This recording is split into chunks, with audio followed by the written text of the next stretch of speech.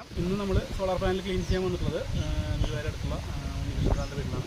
ഇവിടെ നമ്മൾ 5 kilowatt panel വെച്ചിട്ട് ഏകദേശം ഒരു 1.5 വർഷത്തോളമായിട്ടുണ്ട്. നമ്മൾ ഒരു വട്ടം ക്ലീൻ ചെയ്തിരുന്നു. പിന്നെ വീണ്ടും ക്ലീൻ ചെയ്യാനായിട്ട് വന്നിട്ടുള്ളതാണ്. ഇവിടെ അത്യാവശ്യം നല്ലോണം ഡസ്റ്റൊക്കെ ആയിട്ടുണ്ട്.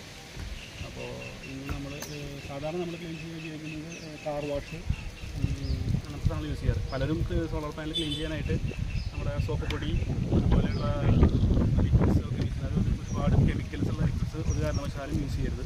കാരണം അതിൽ ഒരുപാട് സ്ക്രാച്ചസ് പാനലൊക്കെ നല്ല രീതിയിൽ സ്ക്രാച്ചസ് വരാൻ വഴിയുണ്ട്. അതുകൊണ്ട് അത് ചെയ്യരുത്. നമ്മളിവിടെ സാധാരണ അവൈലബിൾ ആയിട്ട് നമ്മൾ യൂസ് ചെയ്യുന്നത് സോളാർ പാനൽ.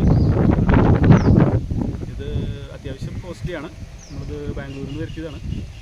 ഡെമോയിട്ട് അവർ 4-5 ബോട്ടിൽ നമുക്ക് അയച്ചു തന്നിട്ടുണ്ട്. ഇത് കഴിഞ്ഞെന്ന് വേണം ഇത് വീണ്ടും ഒന്ന് പ്രവർത്തിക്കുന്നത്. അത്യാവശ്യം നല്ല കോസ്റ്റ്ലിയുള്ള ലിക്വിഡാണ്. ഇതിൻ്റെ ഗുണം നല്ല രീതിയിൽ മാറ്റം വരുമെന്ന് പറഞ്ഞിട്ടുണ്ട്. അത് ഈ വീഡിയോയിൽ നമ്മൾ ക്ലീൻ ചെയ്തതിന് ശേഷം ബാക്കിയുള്ളത് നിങ്ങൾക്ക് ക്ലിയറായിട്ട് കാണാൻ പറ്റും.